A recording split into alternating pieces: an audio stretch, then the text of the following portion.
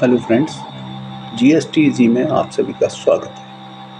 आज बात करेंगे जब किसी रजिस्टर्ड जीएसटी डीलर जो कि प्रोप्राइटर है अपने बिजनेस का और बिजनेस करने के दौरान ही उसकी सडनली डेथ हो जाती है।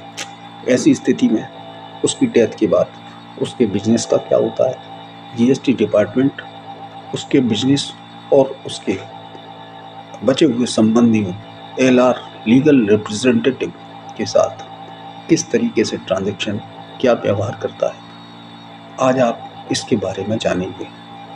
देखिए, section 93 of the CGST act subsection 1 clause A के अकॉर्डिंग यदि ऐसे व्यक्ति की डेथ के बाद उसका बिजनेस कंटिन्यू रहता है उसके लीगल रिप्रेजेंटेटिव द्वारा या किसी अदर पर्सन द्वारा, तो ऐसा लीगल रिप्रेजेंटेटिव या वो अदर पर्सन जो उसकी डेथ के बाद ऐसे बिजनेस को कंटिन्यू कर रहा है, वो जितना भी टैक्स, इंटरेस्ट और पेनल्टी है यदि कोई पेएबल है तो उसका पेमेंट करने के लिए रेस्पॉन्सिबल होता है।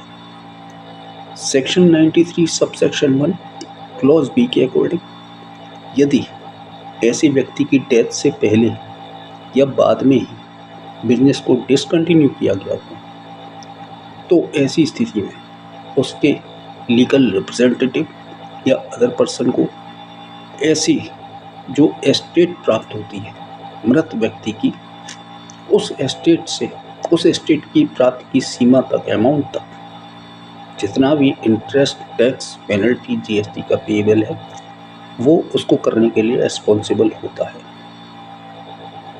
ऐसा ही एक केस दिल्ली हाई कोर्ट ने डिसाइड किया था। इस मामले में एक जीएसटी रजिस्टर्ड डीलर थे, प्रोप्राइटर थे मिस्टर सिंह। उनकी बिजनेस के दौरान सडन डेथ हो गई। डेथ से पहले वो अपने सारे रिटर्न जितने भी GSTR 1, 3B, 9 जो भी उनके ऊपर एप्लीकेबल थे टाइमली फाइल करते थे, टाइमली टैक्स जमा करते थे, ई इनवॉइस, ई वे बिल, सब कंप्लायंस ऑल टुगेदर उन्होंने पूरे किए थे। लेकिन सडन डेथ के कारण उनकी रिटर्न फाइल होनी बंद हो गई। उनकी वाइफ को इस चीज़ का आइडिया नहीं हुआ।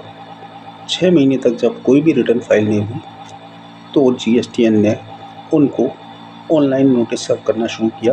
पोर्टल पर नोटिस आई जिसकी कोई फिजिकल कॉपी उनकी वाइफ मिसेस कौर को कोई भी ऐसी फिजिकल कॉपी नोटिस की प्राप्त नहीं हुई, जिसकी वजह से एग्रीव होकर जीएसटी डिपार्टमेंट ने मिस्टर सिंह का रजिस्ट्रेशन उनके रजिस्ट्रेशन की डेट से यानी 5 साल बैक डेट से कैंसिल कर दिया।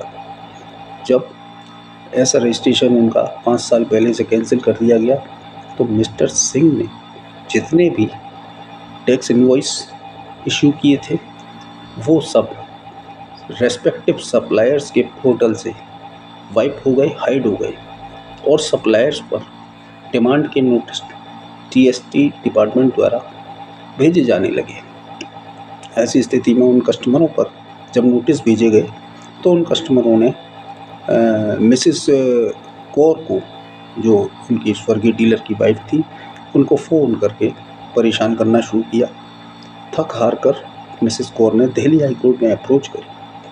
दिल्ली हाई कोर्ट ने इस पर लैंडमार्क जजमेंट भी दिया। फिर सेक्शन 93 सबसेक्शन 1 क्लॉज ए के अकॉर्डिंग जो लीगल रिप्रेजेंटेटिव या अदर पर्सन उस ऐसे बिजनेस को कैरी कर रहा है उसको टैक्स, इंटरेस्ट, पेनल्टी देनी है।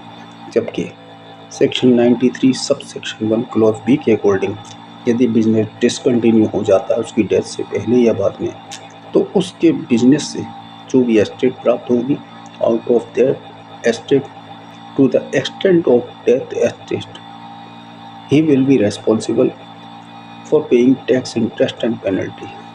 चूँकि इस मामले में जीएसटी डीलर का रजिस्ट्रेशन बैक डेट से रेट्रोस्पेक्टिवली कैंसिल किया गया, हाई कोर्ट ने जीएसटी डिपार्टमेंट को एक लेसन दिया कि जीएसटी रजिस्ट्रेशन बैक डेट से कैंसिल करने की पावर आपके पास सेक्शन 29 सब सेक्शन 2 में है, लेकिन उसको वाइडली और वाइजली यूज़ कीजिए।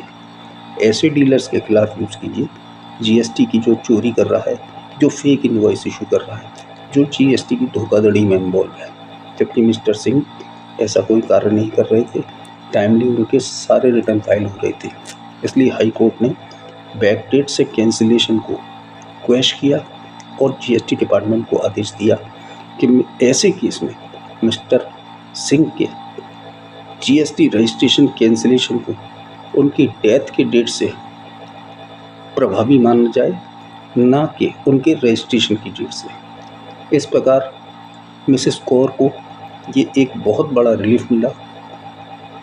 आप अपने केस में क्या ऐसा देखते हैं, क्या पाते हैं?